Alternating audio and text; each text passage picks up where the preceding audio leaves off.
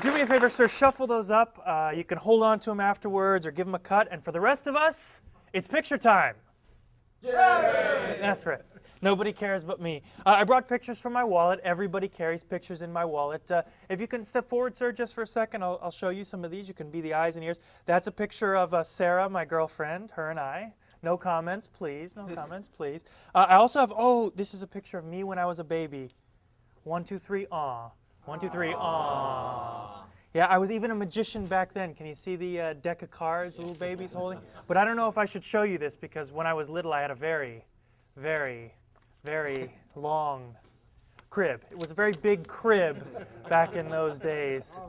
This is as good as they get, sir. So yeah, don't save it up. I actually got it. I come from a magical family. This is my grandmother and her dog. You can take a look at that. That one's my grandmother, sir. Don't get... No, but my dad used to say that the dog did tricks. Actually, my dad used to say that the grandmother did tricks too, but it's a different story. Thanks. The dog is named after the world's greatest magician. I'll never forget last time I said, "Come here, Josh, come here," and it did this incredible... that's pretty much all I got there. Let's try this, a little bit of a puzzle. A card with a hole in it. Here's the challenge. Sir, if you could step forward for me. Hold this card in your hand. Here's the puzzle. You have to follow the rules without bending or tearing the card to poke a human head all the way through the hole in that card. Is it possible?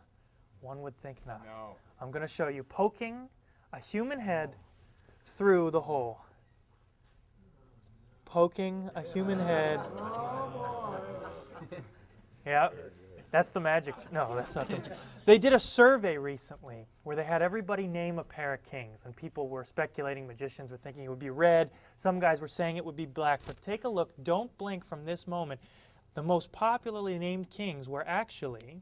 The most popularly named kings, watch them carefully, were actually Elvis and Louis XIV. Pretty weird, pretty weird. You can take a look at those as well. Take a look.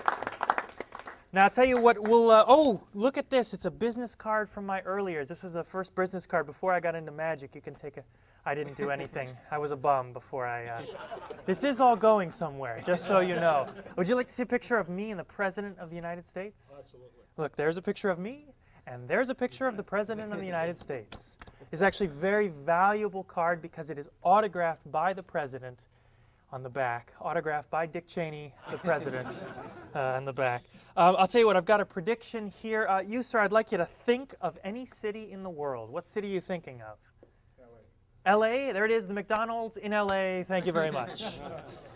Here's an autograph, another autograph. You can take a look. That is Stevie Wonder, one of my favorite recording artists, Intervision. It's amazing. It's autographed on the back. It's a great singer. Not such great aim when he signed it, but a great singer. I performed for Michael Jackson. This is a true story. Performed for Michael Jackson. Afterward, he autographed the picture for me. It says, "Call me, room 402." I was younger then, you know, it's understandable.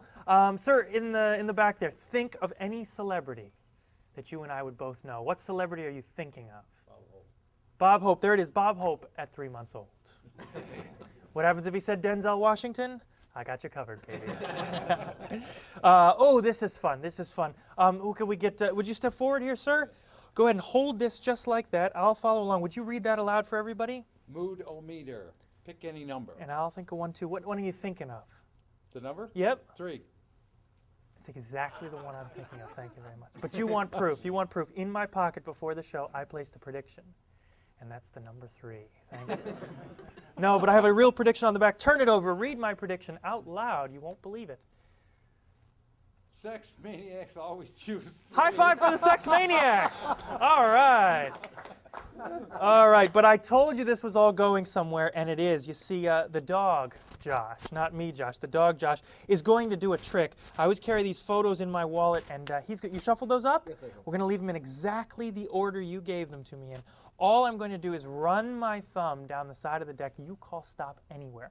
I don't want to look at the card, but the dog has to see the card. So just call stop. Stop. Right there? Now, Josh the dog goes in at that point. I don't want to look at the card, but like I said, I want you to see the card. So help him remember the card next to Josh the dog. You got that? All right. Now, in 3 cuts, I'm going to find the card. Hold out your hand. And Josh the dog, we just spell his name J-O-S, and that's the, is that right? No. Whoops. I think it's J-O-S. Is that? No. Is it here at all? No. Maybe it's not there. Maybe it's... The dog's not a very good magician. In fact, the dog's not even a very good dog. I'll never forget the last time I was there, the dog got into my deck of cards, ripped through the box, spread the cards all over everywhere, put his jaws around one card, was about to swallow it, but dogs aren't supposed to have cards. I took the card out of the dog's mouth. I saved it because dogs shouldn't have that. I saved it for a moment just like this one. One card, a little worse for the wear, but there is just one. What was the name of the card you picked? 10 of clubs. The 10 of clubs. Pretty good dog too.